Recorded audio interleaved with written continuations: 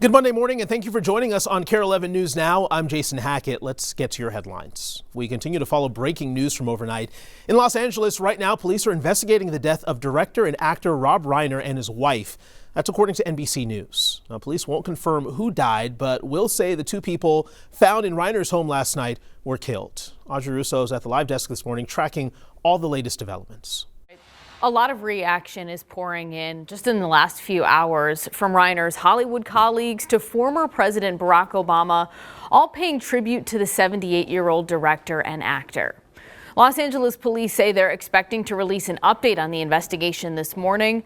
But according to a source close to the family, Reiner and his wife Michelle were found stabbed to death. Take a look at this video. This is a look at the investigation late last night.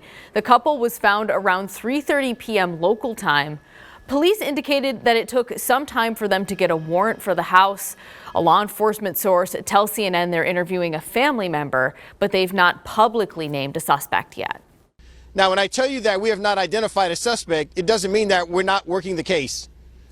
We will not identify a suspect until that person is identified as a suspect, and we're legally seeking them if there is a crime to be reported and if that person is a suspect in that crime. Reiner is known for directing massive hits in the 80s and 90s, like This Is Spinal Tap and When Harry Met Sally. The couple leaves behind 3 children. Back to you. The students at Stewartville High School are back at home this morning after a shooting on Friday. You may remember classes were canceled Friday after police say a high school wrestler was about to get on a bus with teammates when he was shot by a man who later killed himself. This happened in the school's parking lot. School officials say no one else was hurt, but they have not shared the connection between the alleged shooter and the teen, or if there was one. We're also following breaking news out of Providence, Rhode Island this morning with a massive manhunt underway. Overnight, police released the man who was a person of interest in a deadly mass shooting at Brown University. That's after the state's attorney general said evidence is now pointing in a different direction. I think what is really unfortunate that this person's name was leaked to the public. It's hard to put that back in the bottle. Now, this is security video showing a person believed to be the shooter. You can see they're wearing dark clothing, but there's no clear image of their face. That shooting happened Saturday at an engineering and physics building on campus, killing 2 students and injuring 9 others. Now, while there is no immediate threat to Brown University at this time, all remaining undergraduate and graduate exams and projects for the fall semester have been canceled. University leaders say they are focusing on providing care and support for the community. The 2 mass shootings a half world apart, dominating the headlines this morning and reigniting the issue of gun violence here at home. President Trump spoke about the deadly shooting at Brown and at Bondi Beach in Sydney, Australia. Investigators designating that one a terror attack designed to target Jewish people. NBC's Alice Barr has the very latest from Washington. President Trump offered condolences to the victims while Democratic lawmakers called for action on gun safety, and police in Rhode Island shifted focus in the Brown University investigation. After a weekend of devastating gun violence from the campus of Brown University in Rhode Island, where 2 people were killed, 9 injured in a classroom. Rescue 1 just transported 1 victim. To the shores of Sydney, Australia, with at least 15 people killed, close to 30 in the hospital in what investigators call an anti-Semitic attack. President Trump weighing in. To the 9 injured, get well fast, and to the families of those 2 that are no longer with us, I pay my deepest regards and respects from the United States of America. That as investigators in Rhode Island said overnight they were releasing a person of interest in the Brown shooting. There was some degree of evidence that pointed to this individual, but that evidence needed to be corroborated and confirmed. That evidence now points in a different direction.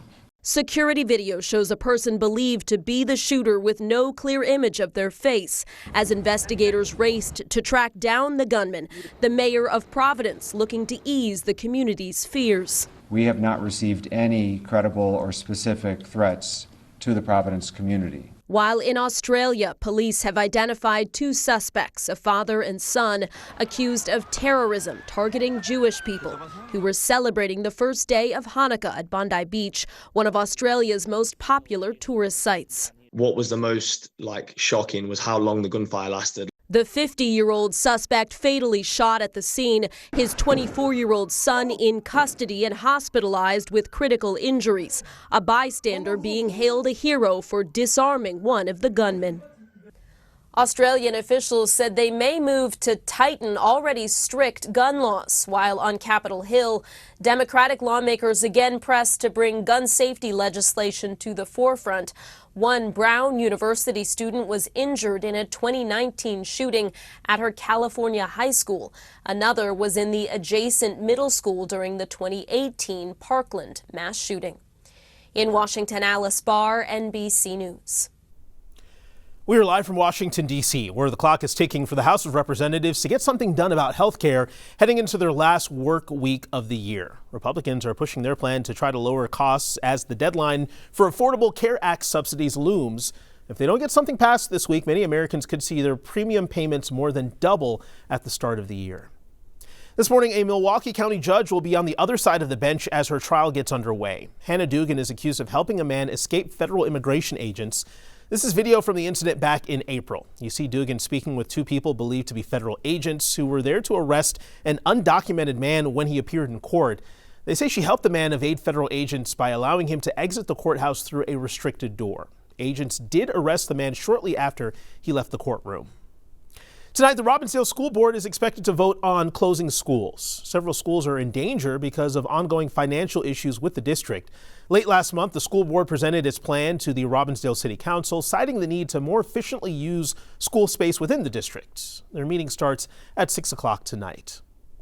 Well, as the temperatures swing up this week, it's going to be important to watch out around your home. Fluctuating temperatures, lots of snow, and cold snaps are causing ice dams. So those ice dams can clog up the gutters, causing melting snow to seep into your home. And experts say things might get worse. The damage normally includes interior finishes, warped flooring, mold in the walls, cabinet doors that don't like to open, that sort of thing. So he says better insulation and heat cable systems are just some of the ways to protect your home. There are also services that will remove them using hot steam to melt through the ice.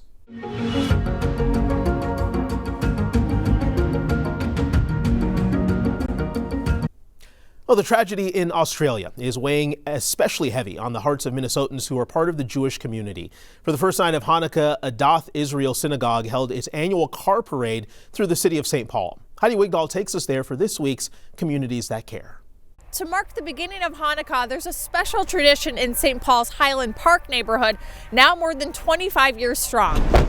At Adath Israel Synagogue. It's the first night of Hanukkah. We have a grand parade, which we have menorahs on top of our cars with music and different floats, and we drive throughout St. Paul to spread the light of Hanukkah. Rabbi Meir Rubenfeld says it's especially important after two gunmen opened fire on a Hanukkah event at Sydney's Bondi Beach. And especially today, when we woke up with that news, our job is to spread extra light, and that's why this parade is so important. We're spreading light throughout St. Paul because we always need extra light in this world. It's not the first time that we've been attacked. The darkness has reared its ugly head. We don't chase away darkness with sticks and stones, but with light. The parade route ends at the state capitol for the Grand Menorah Light. That God has granted us light, and Jews across the world, 15,000 locations, are going to be kindling the menorah tonight, some in warmer weather than this. Despite the cold, a warm welcome to the first night of Hanukkah. Hanukkah continues through Monday, December 22nd. Every night, another bulb will get lit here at the state capitol. In St. Paul, I'm Heidi Wigdahl, KARE 11 News. Stick with us. More news and weather coming up after the break.